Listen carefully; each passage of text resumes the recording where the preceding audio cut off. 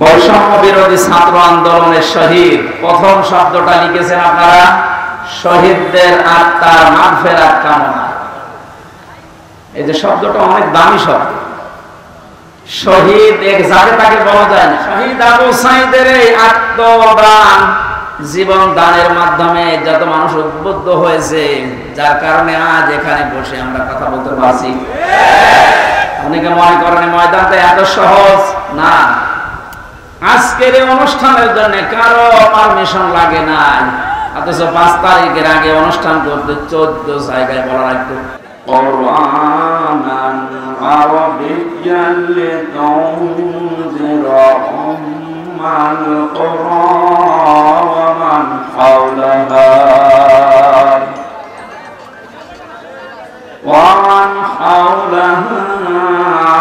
وتنذر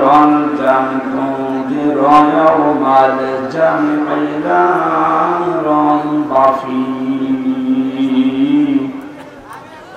فريق في الجنة وفريق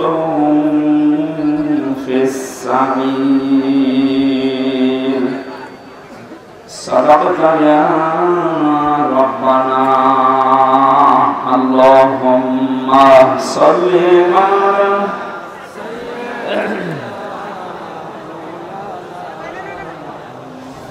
وآل سيدنا مولانا। আলহামদুলিল্লাহ, সিরাজগঞ্জ জেলার সলঙ্গা থানার অন্তর্গত সিরাজগঞ্জ রোডবাসী কর্তৃক আয়োজিত বৈষম্য বিরোধী ছাত্র আন্দোলনের শহীদদের আত্মার মাগফিরাত কামনা এবং আহতদের সুস্থতা কামনায় তাফসীর ও কোরআন মাহফিলের সম্মানিত সভাপতি জনাব আব্দুল বাকি আল হাদি, প্রধান অতিথি শাইখুল মাশায়েখ, আমাদের অভিভাবক, আমাদের আরাফাতের ভাই আলহাজ অধ্যক্ষ মাওলানা শাহিনুল আলম, চেয়ারম্যান দারুল ইসলাম ট্রাস্ট সিরাজগঞ্জ, জেলা আমির বাংলাদেশ জামাতে ইসলামী সিরাজগঞ্জ জেলা শাখা, এতক্ষণ যারা আলোচনা রাখলেন ইসলামিক চিন্তাবিদ মুফাসসিরে কোরআন, আপনাদের জেলার কৃতি সন্তান জনাব মাওলানা রাকিবুল ইসলাম সিরাজি, আলোচনা রেখেছেন মাওলানা হোসাইন আহমেদ মাহফুজ সহ মাদ্রাসার অন্যান্য উলামা ইকরাম, মঞ্চে বসা উলামা ইকরাম, সামনে বসা মুসলমান ভাইরা, পর্দার আড়ালের সম্মানিত মা এবং বোনেরা, প্রশাসনের ভাইরা, বলা লাগছে এটা না হলেও এখন চলছে। 5 তারিখের এই পর থেকে আজকের এই 1 তারিখ পর্যন্ত প্রায় 26-27 দিন হয়ে গেল। এই 26 দিনে যতগুলো অনুষ্ঠান করেছি, একটাতেও কোনো পাহারাদার হিসাবে প্রশাসনের কাউকে লাগে না, অথচ কোনো জায়গায় বিশৃঙ্খলা হয়েছে আমি শুনিনি। তার মানে এর আগে এই যে 14 জায়গায় পারমিশনের নামে যে বিরক্ত করা হতো আমাদের, এটা একটা ষড়যন্ত্র। কোরআনে কারীম যেন মানুষ শুনতে না পারে, এর কাছে আসতে না পারে, তার একটা দুর্বিসন্ধি চলছিল। ওইভাবে যদি বারবার বিরক্ত করা হয়, মানুষ আস্তে আস্তে কোরআনের পথ থেকে সরে যাবে, এ বুদ্ধি দিয়েছিল উনি যে বলছিলেন আমার কুষ্টিয়ার একজন, এই লোকটা। এই 15 বছর বহু বুদ্ধি দিয়েছে, তার ভেতরে এই লোকটা একজন। আল্লাহ ধরা শক্ত ধরান ধরেছে ওইরকম।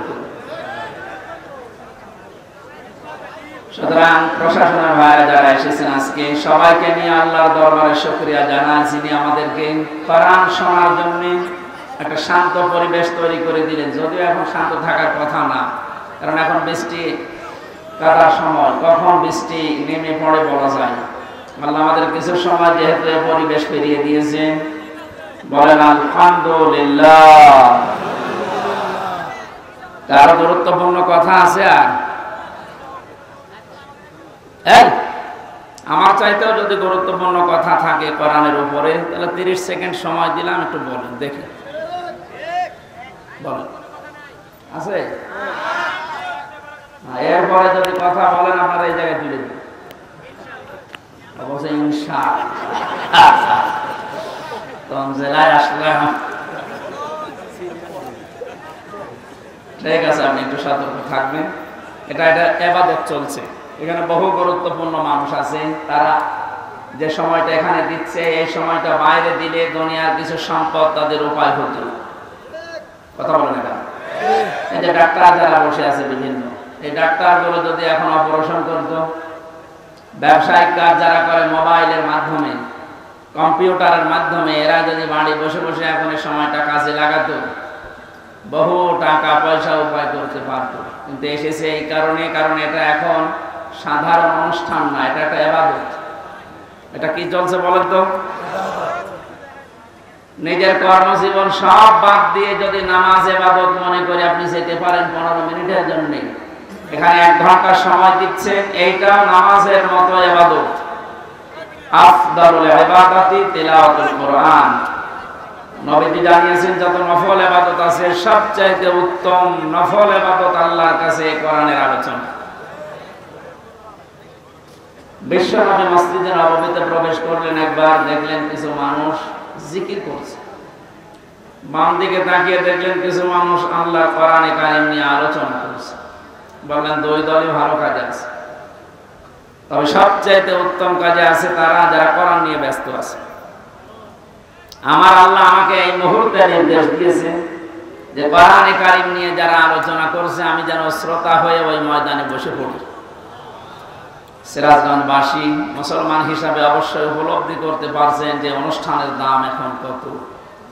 নবীজি যদি এখন জীবিত থাকতেন আর সিরাজগঞ্জের এই গোল চত্বর দিয়ে যদি হেঁটে যেতেন, বিশ্বনবী নিজে কোরআনের সম্মানে এই ময়দানে এসে শ্রোতা হয়ে বসে পড়তেন। এরকম একটা জায়গায় আপনি বসে আছেন, মনে করবেন এই জায়গায় নবী বসতেন।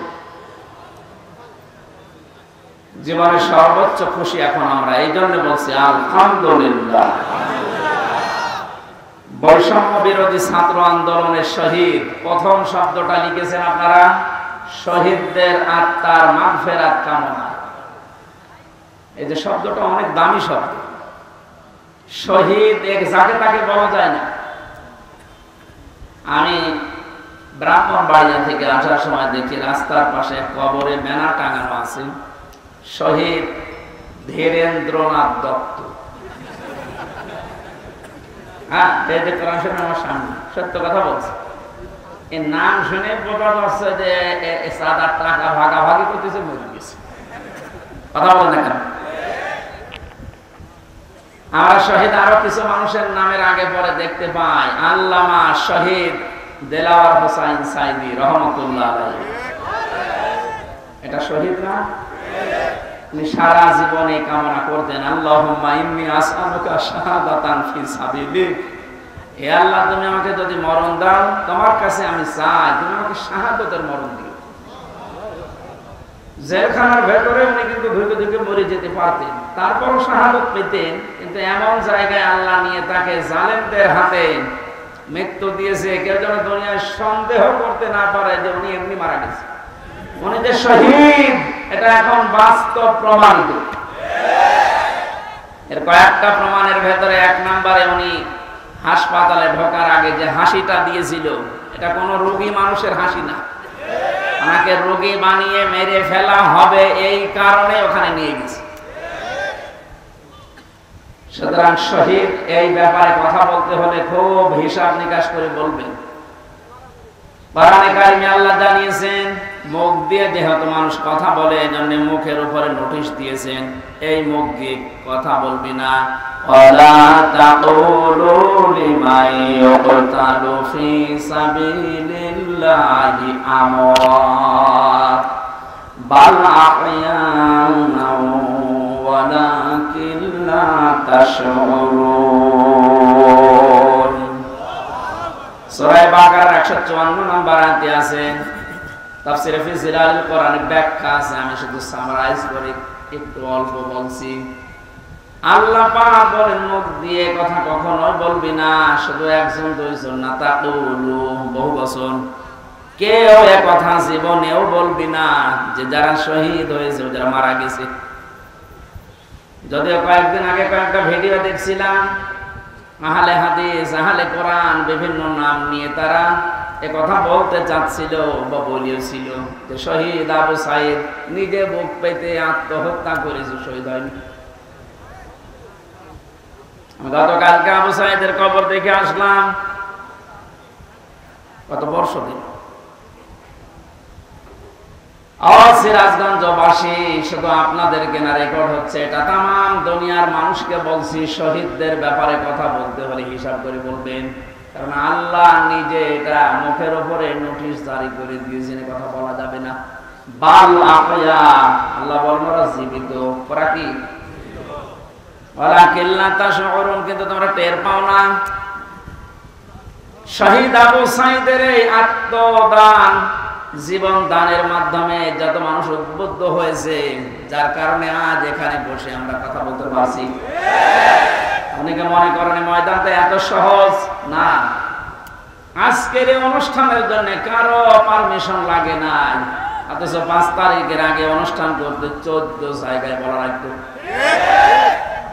যাদের সাথে ঘৃণায় কথা বলা যায় না, মানুষ মনে করা যায় না, এই মানুষের কাছে বলা লাগতো ভাই একটু লিখে দেন, কথা বলে না।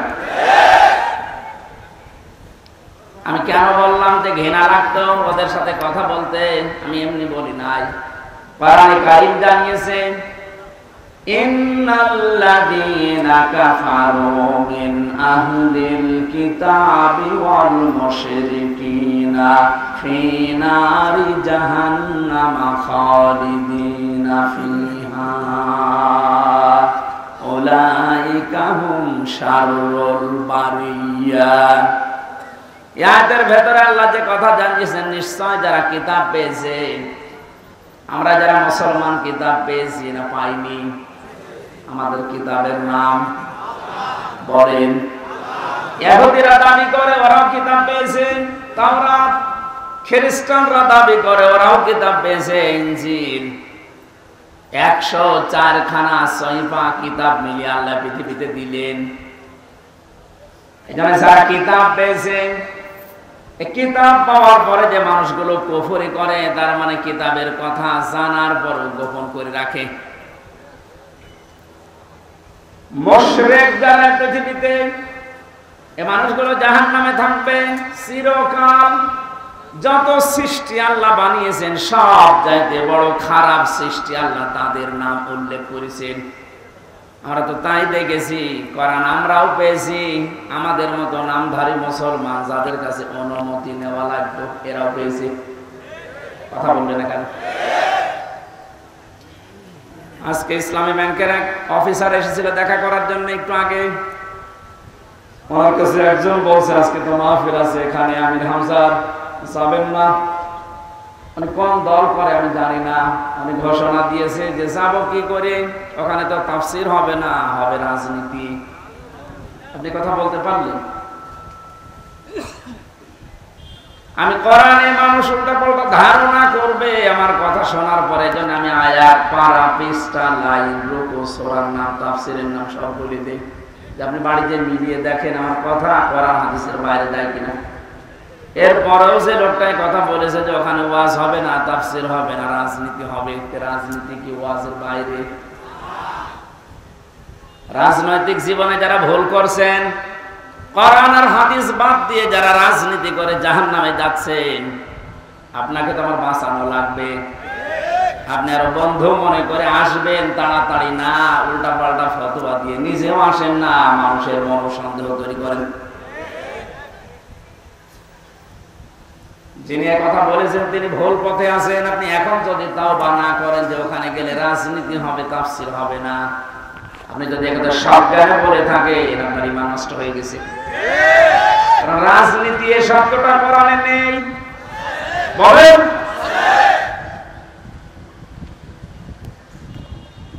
শুধু তাসবিহ আদায় করার জন্য, শুধুমাত্র নামাজ পড়ার জন্য, জিকির করার জন্য যদি আল্লাহ আমাদেরকে বানাতেন, তাহলে পুরা কোরআন শরীফে প্রায় 9 জায়গায় কথাটা আছে, সাব্বাহা লিল্লাহি মা ফিস সামাওয়াতি ওয়া মা ফিল আরদ।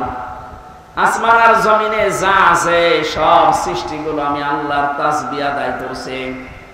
মানুষকে সৃষ্টি করার পরে তারাও তাসবিহ আদায় করছে, কথা আল্লাহ কোরআনে দেয়নি। মানুষকে আল্লাহ কেন দিয়েছেন এই পৃথিবীতে?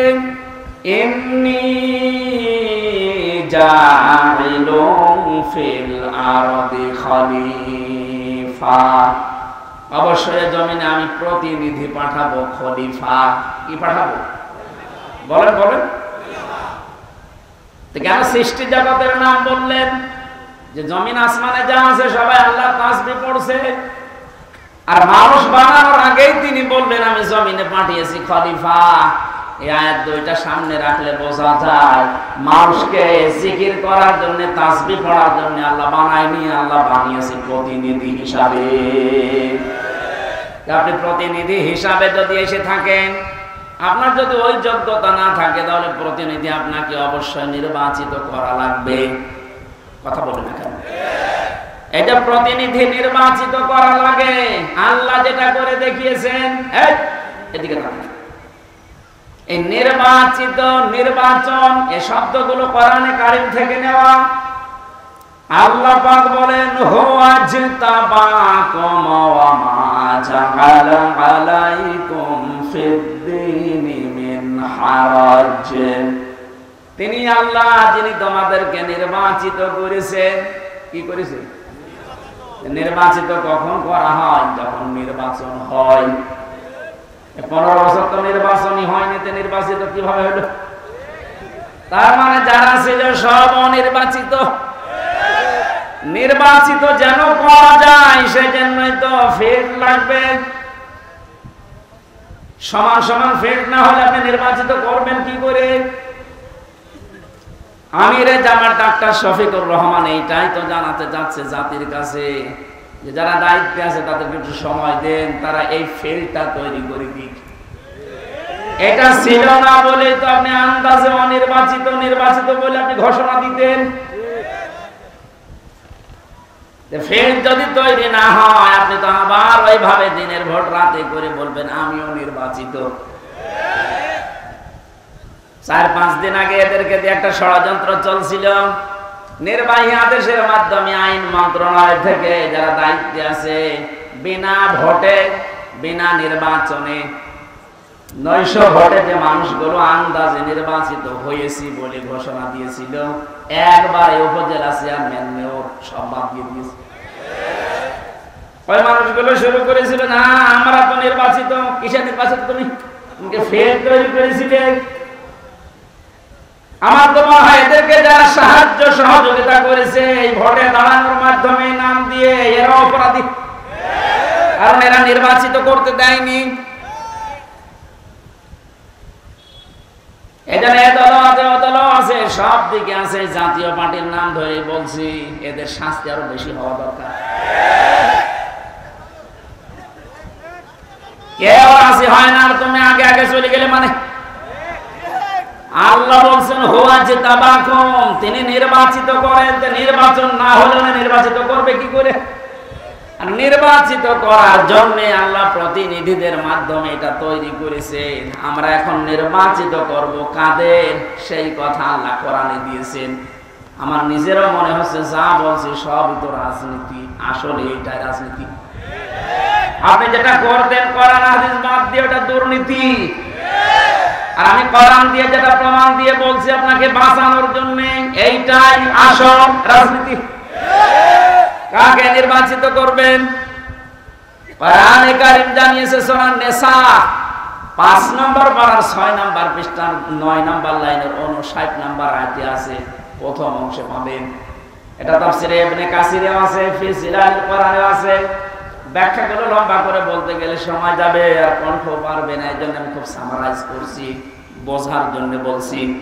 ইয়া আইয়ুহাল্লাযীনা আমানু আতিউল্লাহা ওয়া আতিউর রাসূলা ওয়া উলিল আমরি মিনকুম। এখানে আলেম বসে আছে, যারা এখানে বসেন কোরআন হাদিস তারা একটু খেয়াল করবেন, যারা বসেন না তারা অ্যাক্টিভ হবেন, যেন বাড়িতে মিলাতে পারেন। আল্লাহ ডাক দিয়েছেন ইমানদারেরা, আমার আনুগত্য করো, আমার রাসূলের আনুগত্য করো। আর তোমাদের ভেতরে যারা উলিল আমর, নেতৃত্ব দেয়, নেতা যারা তাদেরকেও মেনে চলো। প্রশ্ন আমার এখানে, আতিউ এটা ফেল, ভার্ব, এটা ক্রিয়া। এই শব্দটা আল্লাহ নিজের নামে, রাসূলের নামে দিয়েছেন, কিন্তু উলিল আমরের আগে দেয়নি। কথা বলেন না, শুধু জি বলা না, এটা নিয়ে যাওয়া লাগবে একটা বাড়িতে। তাহলে ওই যে লোক ইসলামী ব্যাংকের অফিসারের কাছে বলেছে যেখানে রাজনীতি হবে, ও জীবনের কথা বলবে না। আতিউ শব্দটা আল্লাহ নিজের নামে, রাসূলের নামে দিলেন, উলিল আমরের আগে দেয়নি। কেন দেয়নি? কারণ আল্লাহ রাসূলকে মানা লাগবে, কোনো প্রশ্ন করা যাবে না। কথা বলেন না। কিন্তু উলিল আমর যদি মেনে চলতে হয়, যেহেতু ওনারা, আল্লাহকে তো আপনি এখানে পাচ্ছেন না, রাসূলকে পেয়েছিলেন কিন্তু এখন নেই, কিয়ামত পর্যন্ত উনি আসবেন না, কিন্তু উলিল আমর তো আসবে। এই জন্য উলিল আমরকে যদি আপনি মেনে চলতে চান, দেখতে হবে উপরে বর্ণিত এই দুইটা আছে কিনা, আল্লাহ রাসূলকে ওই লোকটা মেনে চলে কিনা। আপনি যাকে নেতা মানবেন, যার নেতৃত্বে চলবেন, যাকে আপনি নির্বাচিত করবেন, আমি এই শব্দগুলোকে বানাচ্ছি, হুয়া জিতাবাকুম, এ জিতেবা মানে নির্বাচিত করা। নির্বাচন না হলে, নির্বাচন না হলে নির্বাচিত করা যায় না। আল্লাহ তাহলে নির্বাচনের মাধ্যমে নির্বাচিত করেছেন আমাদেরকে। কোটি কোটি মানুষেরা উম্মত হওয়ার জন্য আশা পেশ করেছিল, আকাঙ্ক্ষা, কিন্তু আল্লাহ তাদের বাছাই করেনি। আল্লাহ শুধু আমাদের মতো মানুষগুলোকে উম্মতে মুহাম্মদী নির্বাচিত করেছেন। সুবহানাল্লাহ। মুসা নবীর মতো, ঈসা নবীর মতো এত বড় পাওয়ারফুল নবীরা আকাঙ্ক্ষা করেছিল যে আমরা নবী হয়েছি ভালো, কিন্তু নবী না হয়ে যদি মুহাম্মদ রাসূলুল্লাহ উম্মত হতে পারতাম তারপরও ভালো হতো। আল্লাহ বলেন না, একজনেরটা কবুল হয়েছিল হযরত ঈসা, এজন্য তিনি আসবেন দুনিয়ায় আবার নবী হয়ে না, উম্মত হয়ে। মুসা নবীর মতো এত বড় নবীর দোয়া কবুল আল্লাহ করেননি যে না তোমারটা হবে না। আপনি টের পাচ্ছেন যে নির্বাচিত হয়ে আমরা কত দামি জায়গায় আছি। বাংলার মুসলমানেরা, আজকে এই ওয়াজটা যদি আপনি বাড়ি নিয়ে যেতে না পারেন, এরকম ওয়াজ 1 বছর পরে একদিন না, প্রতিদিন 24 ঘন্টা হলেও আপনার কোনো কাজ হবে না। এজন্য আতিউ শব্দটা আল্লাহ দেওয়ার কারণে আল্লাহ রাসূলকে মানতে গিয়ে আপনি কোনো প্রশ্ন করতে পারবেন না, বুঝে আসুক আর না আসুক। হয়তো আপনার স্বল্প জ্ঞানে বুঝে আসছে না, কথা বলেন না কেন? আল্লাহ আপনার চাইতে ভালো বোঝে না, বোঝেন না? কিন্তু উলিল আমর যারা, এদেরকে মানতে হলে মাস্ট বি, অবশ্যই দেখা লাগবে লোকটা আল্লাহ রাসূলকে মেনে চলে কিনা। যদি মেনে চলে তাকে মানা ফরজ, যদি মেনে না চলে তাকে মানা হারাম। হযরত সাদ ইবনে আব্দুল্লাহ ইবনে সাদ রাদিয়াল্লাহু তাআলা আনহু বিবাহ করার পরে খরমা বিলি করলেন, মিষ্টি বা খরমা খেজুর। মোনাজাত কমপ্লিট হয়ে গেছে, বিয়ে শেষ, বাসর ঘরে যাবেন, হঠাৎ করে এক কাছের চিঠি নিয়ে এসেছে, ডাক দিয়ে বলে আব্দুল্লাহ খলিফাতুল মুসলিমিন হযরত ওমর চিঠিটা পাঠিয়েছে। মানে চিঠি খুললেন, ওখানে লেখা দেখলেন, ও আব্দুল্লাহ যেখানে থাকো আমি রাষ্ট্রের দায়িত্বে আছি, ওমর আমি তোমার উলিল আমর বলছি, আমি তোমার উলিল আমর বলছি, যেখানে থাকো চিঠি পাওয়ার পরে সঙ্গে সঙ্গে দেখা করো, তোমার জিহাদের ময়দানে পাঠাবো। উনি মুরব্বিদেরকে জিজ্ঞাসা করলেন, মুরব্বিরা বলে হ্যাঁ আপনি যান, কিন্তু বাসরটা শেষ করেন। হযরত আব্দুল্লাহ ওই মজলিসে উঠে দাঁড়িয়ে কোরআনের কয়েকটা আয়াত পড়ে তাদেরকে জানিয়েছিলেন, ইয়া আইয়ুহাল্লাযীনা আমানু মা লাকুম ইযা ক্বিলা লাকুম ইনফিরু ফী সাবিলিল্লাহি সাকালতুম ইলাল আরদ আরাদিতুম বিল হায়াতিদ দুনিয়া মিনাল আখিরাহ ফামা মাতাউল হায়াতিদ দুনিয়া ফিল আখিরাতি ইল্লা কলিল। সূরা তাওবার ভিতরে আছে, আমি শব্দটা বোঝানোর জন্য আয়াতটা পড়লাম, খুব ভালো করে মিলান। তিনি মুরব্বীদেরকে বললেন, হে আমার মুরব্বীরা, আমার মাথার তাজ আপনারা, সম্মান করে আপনাদের। আল্লাহ কি ডাক দিলেন আমাকে, ইমানদারেরা, যখন তোমাদেরকে আল্লাহর রাস্তায় বের হওয়ার জন্য বলা হয় তখন তোমরা মাটি কামড়িয়ে পড়ে আছো। তোমরা কি দুনিয়ার জীবন পেয়ে সন্তুষ্ট হয়ে গেলে? অথচ আখিরাতের তুলনায় দুনিয়ার জীবন একেবারেই সামান্য। তার মানে এই ময়দানে আমাকে এখন পাঠাতে যিনি চাচ্ছেন উনি সাধারণ মানুষ না, উনি হচ্ছে উলিল আমর। কেন? হযরত ওমর যেহেতু আল্লাহ রাসূলকে মেনে চলে, এইজন্য ওমরকে মানা এই মুহূর্তে ফরজ। কথা বুঝলে? আর আমাদের বাস্তবতা যদি আমরা এভাবে মিলাতে পারতাম যে আল্লাহ রাসূলকে যে মেনে চলে আমরা তাকে নির্বাচিত করব, আল্লাহ রাসূলকে যে মেনে চলে না ও আমার বাবা হলে ওকে আমি নির্বাচিত করব না। কারণ এটা দুনিয়ার বিষয় না, এটা সম্পর্ক আখিরাতের সাথে। নয়তো আমি ধরা খাবো। আপনি যে ধরা খাবেন তার প্রমাণ কি? সূরা বানী ইসরাঈল 15 নম্বর পারা 8 নম্বর পৃষ্ঠা 3 নম্বর লাইনের 72 নম্বর আয়াতের প্রথম অংশে আছে, বাড়ি যে মিলাবেন যদি বিশ্বাস না হয়, আবার ওই লোকের মতো আবার বলেন না যে না আজকে রাজনীতি হচ্ছে। ইয়াউমা নাদউ কুল্লা উনাসিন বিইমামিহিম। আল্লাহ পাক বলেন কিয়ামতের দিন আমি প্রতিটি মানুষকে বিচারের দ্বিতীয় স্টেপে, প্রথম স্টেপে ডাকবে একা একা, আর দ্বিতীয় স্টেপে প্রতিটি মানুষকে আল্লাহ ডাক দেবে তার নেতার সাথে। কার সাথে? আগে নেতা, এরপরে কর্মী। এটা রেকর্ড হয়ে সারা বাংলাদেশে কালকে ছড়িয়ে যাবে। 18 কোটি মানুষের দায়িত্ব নিয়ে এখন আমি বলছি, কান খাড়া করেন দেশের মানুষেরা। কোরআনের চোখ, হাদিসের চোখ লাগিয়ে দেখতে পাচ্ছি আপনি জাহান্নামে যাচ্ছেন। আপনার নিজের বিবেকের কাছে বলেন তো, কিয়ামতের প্রতিটি মানুষকে আল্লাহ যেহেতু তার নেতার সাথে তুলবে, যে নেতার আদর্শ আপনি মেনে চলেন, যাকে নির্বাচিত করবেন বলে আপনি ভোট দেওয়ার সিদ্ধান্ত নিচ্ছেন, আপনি নিজে থেকেই বলেন ওই লোকটা যদি কিয়ামতে আপনার সামনে দাঁড়ায় আপনি তার পেছনে। আল্লাহ তো আগে ওকে দেখবে, এরপর আপনাকে।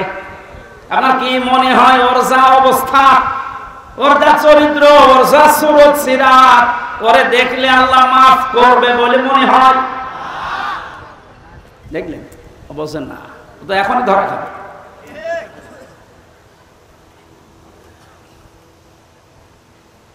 আপনি নিজে এখনই বললেন যে আমি যার পেছনে আছি, অন্তত যাকে নির্বাচিত করতে চাই বলে সিদ্ধান্ত নিচ্ছি, ভোট দেব বলে আমি মনে মনে করছি, এই লোকটার সাথে কিয়ামতে আল্লাহ ডাকলে আমারে মাফ করবে না, নিজে বলল।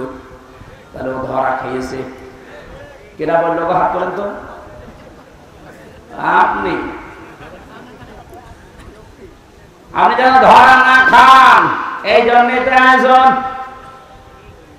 রাজনীতি মনে করে আপনি আসলেনই না, আপনি তো ধরা আরো বেশি খাবেন। পাগলকে যদি বলা হয় নৌকা নাড়াবি না, ও বলে আমার মনে ছিল না। আরে ভাই, আমি তো আজকে কবরের ওয়াজ করবো বলে এসেছিলাম, আপনি কি মনে করে দিলেন? মনে যখন করে দিয়েছেন আপনাকেও বাঁচাতে হবে, আমারও বাঁচতে হবে।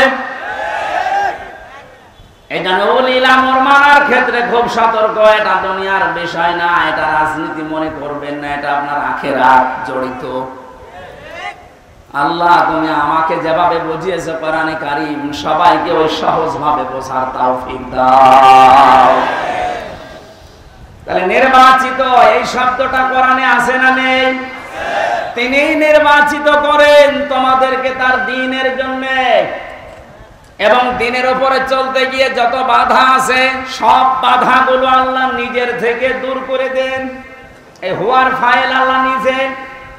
জেলামির সাহেব যেটা ইঙ্গিত দিয়েছিলেন যে অনেকের ইমানে 15 বছরে প্রায় নড়বড়ে হয়ে গিয়েছিল, এটা সেলখানার অন্ত প্রকোষ্ঠে থাকলে আরো বেশি হয়ে যায় অনেকের। আমারও প্রায় কি হচ্ছে, এত কিছু হয়ে গেল, কিছুই করেন আল্লাহ। আল্লাহ বলেন দ্বীনের উপরে যদি সত্যই টিকে থাকতে পারো, যত বাধা বিপত্তি ঝড় ঝাপটা আসবে আল্লাহ নিজে ওইটা দূর করে দেবে। এটা যে আল্লাহ নিজে দূর করে দিয়েছে, আমরা অনেকে মনে করছি ছাত্রদের কারণে না, আল্লাহ নিজে দায়িত্ব নিয়ে পাথর সরিয়েছে। ছাড়াই পাথর সরানোর জন্য শুধু ছাত্ররা না, আল্লাহ যদি নিজে দয়া না করত কখনোই জালেম পালাতো না। ওর মনের ভেতরে আল্লাহ এত ভয় তৈরি করে দিয়েছে, দলীয় লোকগুলোকে বলিয়ে যাবে সে সময় পায়নি। মাঝখান থেকে পাগল এখন বিপদে আছে। আমার বাড়িতে পাগল গুলো বেশি অত্যাচার করেছিল এই যে হারুন আঙ্কেল।